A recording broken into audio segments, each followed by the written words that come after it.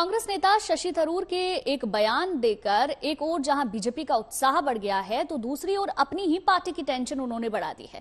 थरूर ने रूस यूक्रेन युद्ध के मुद्दे पर मोदी सरकार की कूटनीति की जमकर तारीफ की।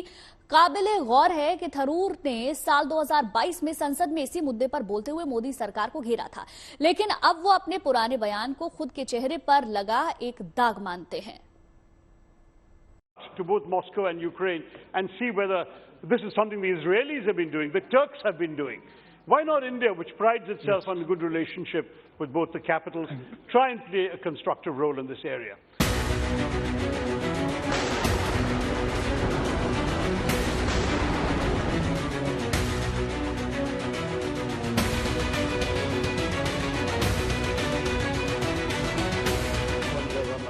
कांग्रेस के वरिष्ठ नेता शशि थरूर ने राजनीतिक चौसर पर ऐसा जुबानी पासा फेंका है कि देश के सियासी समंदर में हाई टाइड उठने लगे हैं। Why not India, which prides itself on a good relationship with both the capitals? दरअसल थरूर रूस यूक्रेन युद्ध के शुरुआती दौर में समंदर में दिए अपने एक बयान पर खुद शर्मसार महसूस कर रहे हैं। पर बात सिर्फ इतनी ही नहीं है। दिल्ली में आयोजित रायसीना डायलॉग में एक सवाल का जवाब देते हुए थरूर ने बिना लाग लपेट के ये भी स्वीकार कर लिया कि रूस यूक्रेन युद्ध के संदर्भ में साल 2022 में संसद में जो बयान उन्होंने दिया था वो उनके चेहरे पर एक दाग की तरह है, जिसे वो धोने की कोशिश कर रहे हैं। Couple of years later, 3 years later, it does look like I'm the one with egg on my face, because clearly the policy has meant that India has actually a prime minister who can hug both the president of Ukraine and the president of Moscow 2 weeks apart and be accepted in both places. And therefore, India is in a position where it can make a difference to a lasting peace if it was so required in ways that very few countries would be able to. साफ है कि 3 साल पहले रूस Ukraine युद्ध के मसले पर मोदी सरकार को संसद में घेरने वाले वरिष्ठ कांग्रेसी सांसद को अब ये लगने लगा है कि सरकार की उस नीति ने देश को एक मजबूत कूटनीतिक स्थिति में लाकर खड़ा कर दिया है। थरूर का ये शार्प यू टर्न कांग्रेस के लिए धीरे से ही सही लेकिन बड़ी जोर का झटका है, क्योंकि पूरी कांग्रेस पार्टी में या कहें कि देश के सियासी हलके में थरूर की कूटनीतिक समझ अच्छी मानी जाती है। रूस यूक्रेन युद्ध के मुद्दे पर थरूर का खुद को फेल्योर बताते हुए मोदी सरकार की तारीफ करना कांग्रेस पार्टी को लेकर बीजेपी के नजरिए पर मुहर लगाने जैसा है। यही वजह है कि बीजेपी ने थरूर के बयान को हाथों हाथ लिया है।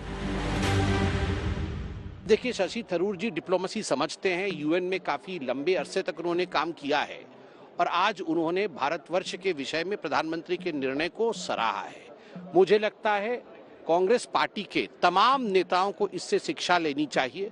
हर बात पे भारतवर्ष के विरोध में बोलना, प्रधानमंत्री नरेंद्र मोदी जी के खिलाफ बोलना, राहुल जी हो, चाहे मल्लिकार्जुन जी हो और चाहे इंडी गठबंधन के नेता हो, इन सबको आज सामने आकर शशि थरूर जी के इस स्टैंड की सराहना करनी चाहिए।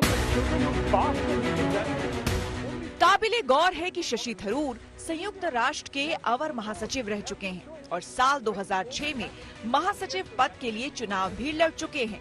ऐसे में कूटनीतिक मसले पर दिए उनके बयान के पतंग को बीजेपी सियासत के आसमान में काफी ऊंचा उड़ाए तो इसमें आश्चर्य नहीं होना चाहिए, क्योंकि इस बयान ने रूस यूक्रेन मुद्दे पर कांग्रेस के कूटनीतिक स्टैंड को धराशायी कर दिया है।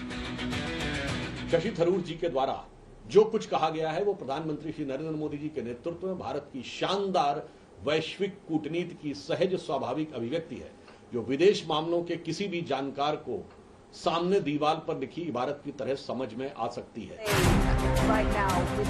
कहने की जरूरत नहीं कि थरूर ने बीजेपी को फर्राटा भरने का सुनहरा अवसर दे दिया है। उधर कांग्रेस की परेशानियों पर पसीने की बूंदें साफ साफ दिखाई दे रही हैं।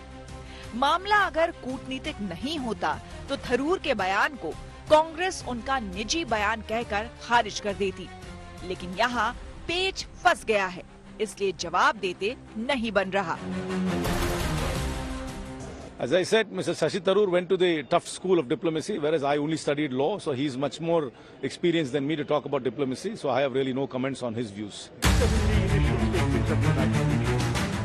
साफ है कि थरूर ने बीजेपी को रॉक कर अपनी ही पार्टी को शॉक कर दिया है।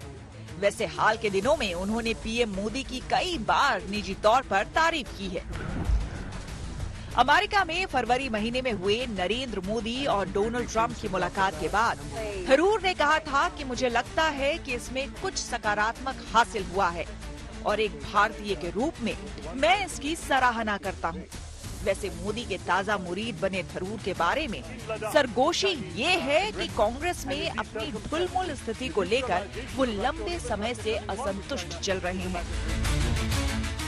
Bureau report, good news today.